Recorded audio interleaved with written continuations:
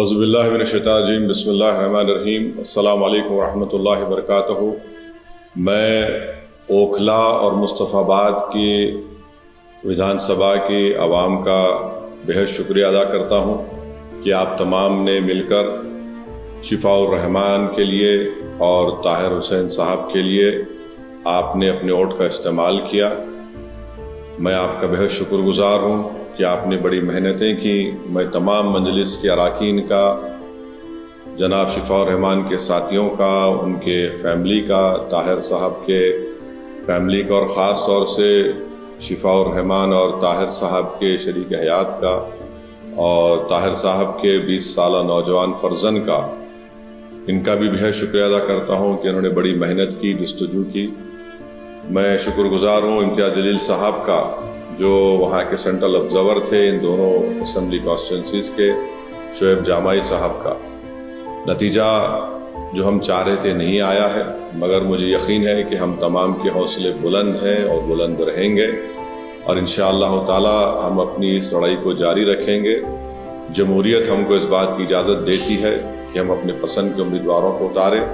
ہماری کوشش شروع سے یہی تھی اور یہی رہے گی کہ ہم اپنی ایک آزاد سیاسی قیادت کو بنائیں گے، تاکہ وہ وہاں کی ریاست کے اسمبلی میں جا کر عوام کے بے باک مسائل کو اٹھا سکیں بے باکی سے۔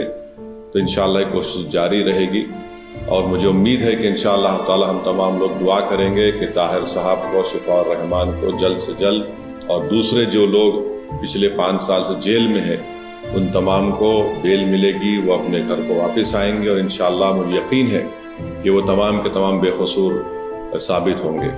میں ایک بات عوام الناس کو بتانا چاہتا ہوں کہ نتیجے آنے کے بعد آپ دیکھ رہے ہیں کہ جو لوگ اپنے آپ کو بڑا سیکولرزم کے دعوے دار کہتے تھے، وہ دونوں سیاسی پارٹیاں آج ایک دوسرے پر بی ٹیم کا الزام نہیں لگا رہی ہیں۔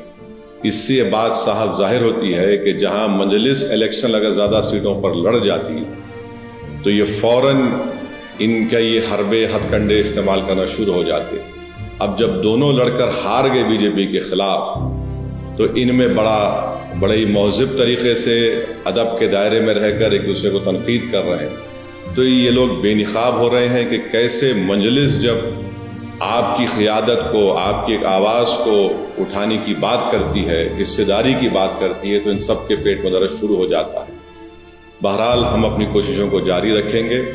ہماری کوشش یہی رہے گی کہ اوکھلا اور مصطفیٰ آباد میں وکاس اور ترقیاتی کا کام مکمل ہو، وہاں کے عوام کے بنیادی مسائل حل ہوں، اور ہم اس کے لیے کوشش کرتے رہیں گے۔